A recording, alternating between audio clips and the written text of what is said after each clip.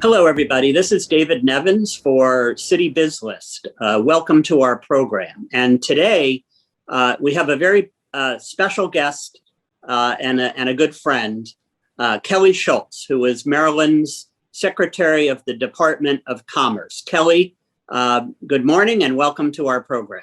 Well, good morning to you too, David. It's great to see you again. And thanks for having me on today so we can talk about some of this great stuff that we've done at the Department of Commerce. Yeah, I'm anxious to hear for sure. So, Kelly, let's begin.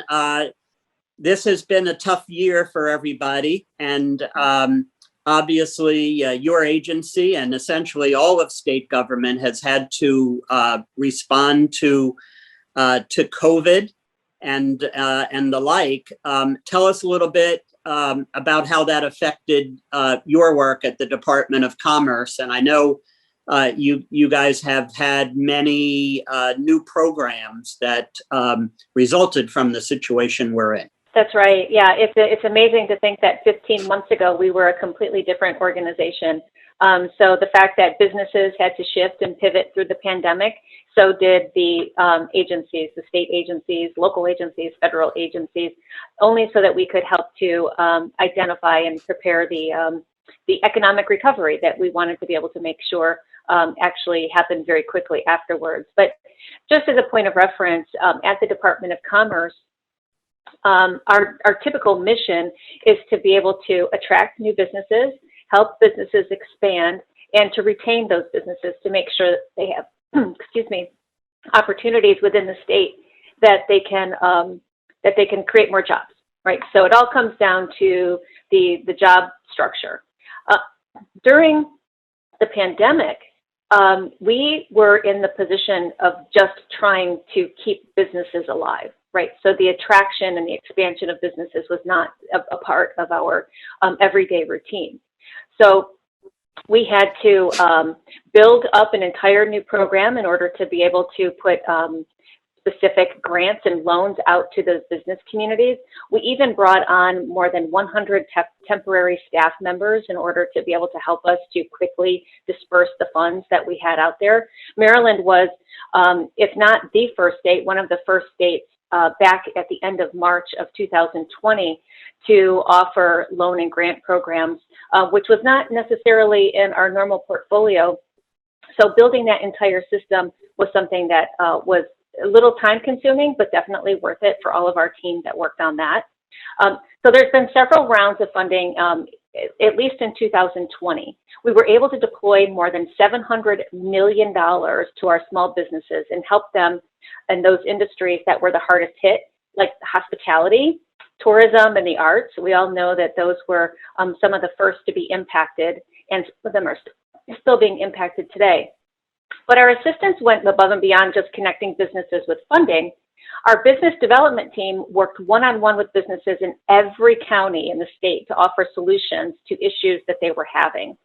So they were very, very busy, as you might imagine, being able to help find additional resources, whether it be at the state, local, or federal level, or sometimes just being able to lend an ear and to listen to what some of their fears and frustrations have been. So I'm really proud of what they have been able to do during the course of the pandemic. And then, of course, now we do see that there's additional funding that's going to be continuing to work its way into the business community. And we're really proud to have had the partnership with our local counties in order to be able to help to distribute that. With your leadership and obviously with the governor's leadership, Maryland fared far better than most states during the pandemic. Both, of course, from a healthcare perspective, which is most important, and then secondarily from an economic development perspective. Just before we leave this topic, Kelly, can you share with us an example or two of some of the unique programs that helped small businesses this past year? In addition to all of the money that went out during 2020, we obviously have some additional funds right now that the governor's premier piece of legislation, which was a bipartisan act, the Relief Act of 2021, it provides an additional $1.5 billion of support to our economic recovery. And we're really excited about that. But I want to talk about one particular program that we were able to utilize very, very quickly. And that was $5 million that went to a manufacturer's incentive program that allowed the manufacturers to receive grants from us at the state so that they could quickly turn their manufacturing processes into PPE production. So everything from face masks and gloves to ventilators. And so they had the employees, they had the lines. They may not have been essential manufacturers, but by moving into this type of a program, they became essential manufacturers for the overall health. So I like to say, you know, the manufacturers were helping the healthcare initiative and keeping people employed and producing something that obviously was very, very beneficial. But I would also say that, you know, our arts programs, our Maryland State Arts Council, they were able to distribute millions of dollars. Obviously, we've had very specific programs for the restaurant industry, for the hotel industry, in order to be able to specifically look at some of those industries to be able to make sure that they were getting the support that they needed. And it was a little bit higher of a level of support considering how much they had suffered through the economic crisis. I think you mentioned a moment or two ago that I think you're now ready to pivot, if you will, back to your more traditional approach in bringing businesses to Maryland and helping existing businesses not just survive, as you had been doing this past year plus, but now helping them grow and helping new businesses to relocate here for the purpose of job creation and economic development. So if you don't mind, Kelly, share with us a little bit about your efforts along these lines. Yeah, so this is the exciting optimist part of the conversation, because we made it through the toughest part that I think any of us have ever lived through in a very short period of time. And so now our site selector team, our strategic teams, our business development folks, our regional folks, they are almost 100% full-time right now in a lot of these attractions, quite honestly. And there's even businesses that are expanding during this period of time. So we're seeing in every corner of the state, we're very focused on a couple of specific areas that you might imagine, which is cybersecurity, wanting to be able to make sure that we take advantage of the assets that we have near Fort Meade and with NASA there. And we have some exciting new cyber announcements that are going to be coming up in the near future. But obviously, we can't forget about life sciences and biotech. And Maryland has really been doing a phenomenal job in being able to attract, specifically around that Montgomery County and Frederick County corridor, and in Baltimore City and up in Baltimore County. It's really exciting to see the types of new development that's happening. It really helps that we have 74 federal lab spaces in the state of Maryland, more than any other state. And being able to utilize our assets and all of these resources to be able to attract it, it's really exciting. You may have heard just a couple of weeks ago, the most recent of our announcements was an Australian-based company called Ellume. And they're going to be manufacturing for the first time in the U.S. in Frederick County, and they plan on employing upwards of 1,500 people to make COVID home tests. So we're very excited about some of these larger industries and being able to utilize our workforce talent, our university system, and it's creating quite a supply chain for this ecosystem. Well, that's great. I hadn't known some of the details about those 1,500 new jobs coming to Frederick County. Kudos on that for sure.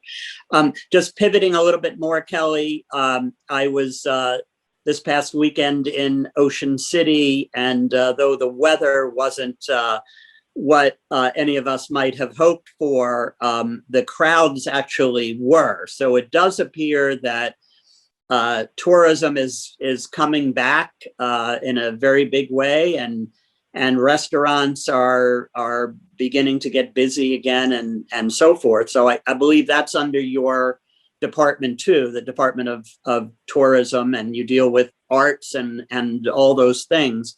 Tell us a little bit about your efforts there and how that's going.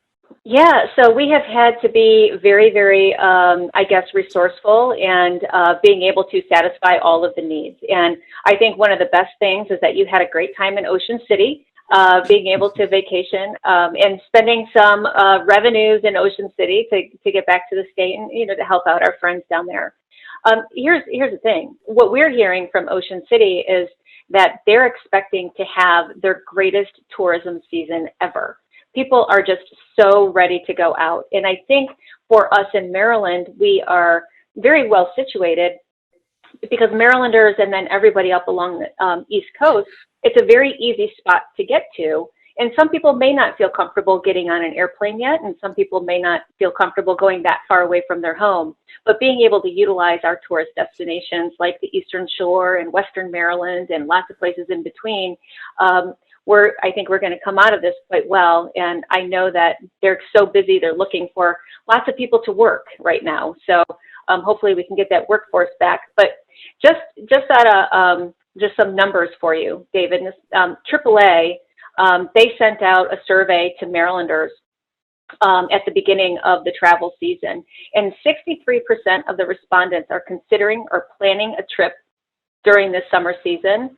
And that's that they're saying it's almost back to 2019 levels. And in 2019, that was the best tourism year we had in Maryland ever. So I think that we're all being very hopeful that these trends will continue.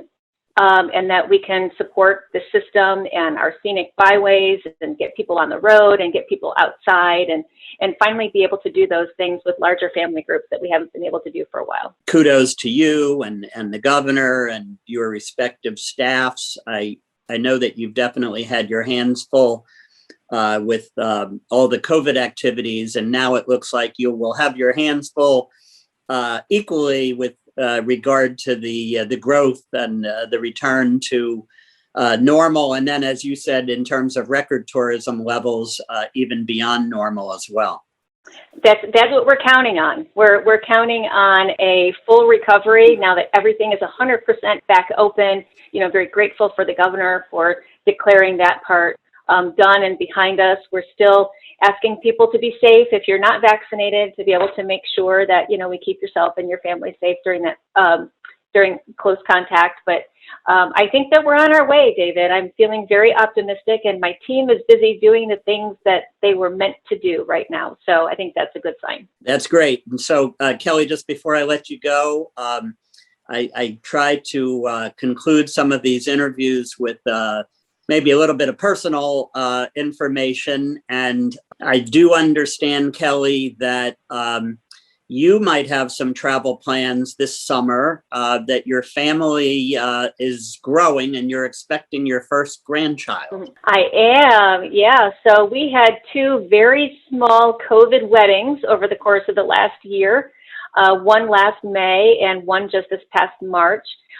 So we had small family gatherings, and in the end of July, I'm expecting my first grandson. So I'm very, very thrilled about that.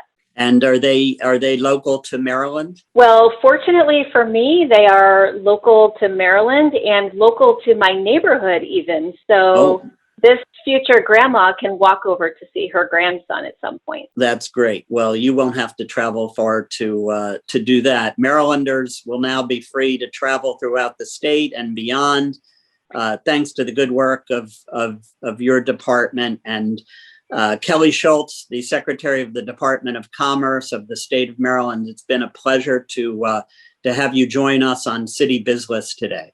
Thank you so much, and have a wonderful rest of your week, David. Thank you, Kelly. Thanks for joining us. And this has been David Nevins for City Biz List. We hope you enjoyed this program.